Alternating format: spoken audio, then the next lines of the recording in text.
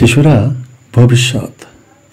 এদেরকে বিশ্বের সবচেয়ে মূল্যবান সম্পদ এবং ভবিষ্যতের জন্য সেরা আশা হিসাবে বিবেচনা করা হয়। একটি শিশুর বিকাশ তাদের পরিবেশ দ্বারা প্রভাবিত হয়, যেখানে বলা হয়েছে শিশুরা ভেজা সিমেন্টের মতো, তাদের উপর যা কিছু পড়ে তা ছাপ ফেলে। ধর্মলিঙ্গ বা সামাজিক অবস্থান নির্বিশেষে তাদের প্রতি ন্যায্য আচরণ, সুরক্ষা ও যত্নের পাশাপাশি সঠিক শিক্ষা নিশ্চিত করা আমাদের প্রত্যেকেরই দায়িত্ব। আর শিশু নিয়েই আমার আজকের ভিডিও কোলোস্ট্রাম।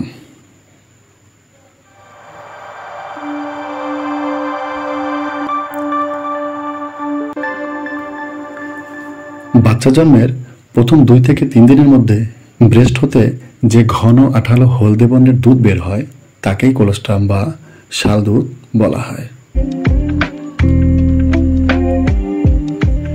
কোলোস্ট্রাম মাত্রায় কম দেখা গেলেও এতে অনেক বেশি পরিমাণে প্রোটিনস, ফ্যাট এবং ভিটামিনস থাকে।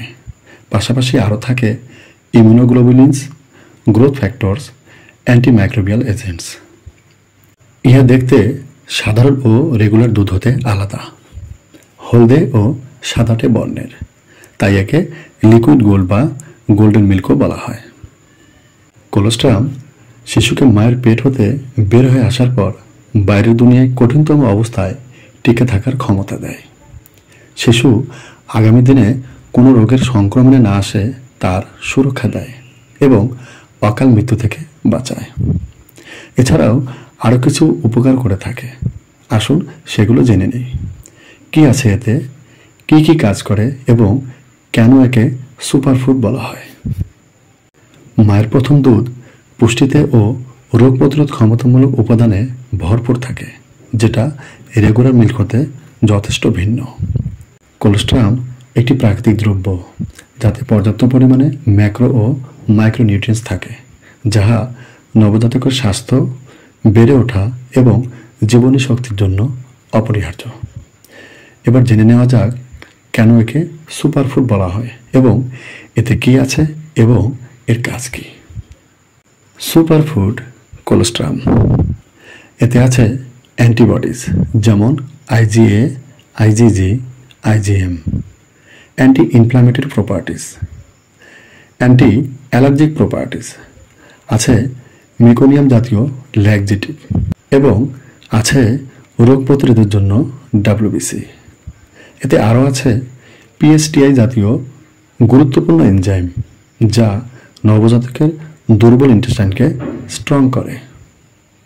এই সুপারফুড বিশেষ কিছু কাজ করে থাকে, যেমন ইমিউনিটি ডেভেলপ করে এবং বাচ্চার বডিতে যে ইমিউনিটি আছে তাকে আরও বৃদ্ধি করে। গ্রোথ হরমোন ফাংশনকে অ্যাক্টিভ করে। এতে মিউকোনিয়াম নামক ল্যাক্সেটিভ থাকায় বাচ্চাকে প্রথম মল ত্যাগ করতে সাহায্য করে এবং এক্সেস বিলিরুবিনকে মুক্ত করে জন্ডিস হওয়া থেকে প্রতিরোধ করে। এতে থাকা WBC বাচ্চাকে বিভিন্ন ইনফেকশন হতে প্রোটেক্ট করে। এখন আপনাদের জন্য একটি মেসেজ। প্রাচীন সময়ে কোলোস্ট্রামকে কোনো গুরুত্বপূর্ণ কিছু মনে করা হতো না। একে ঘন আঠালো অপ্রয়োজনীয় পদার্থ মনে করে ফেলে দেওয়া হতো। তাই আমাদেরকে পুরাতন ধারণা থেকে বের হয়ে আসতে হবে। মা যেন অবশ্যই শিশুকে শাল দুধ খাওয়ান, এটা নিশ্চিত করতে হবে।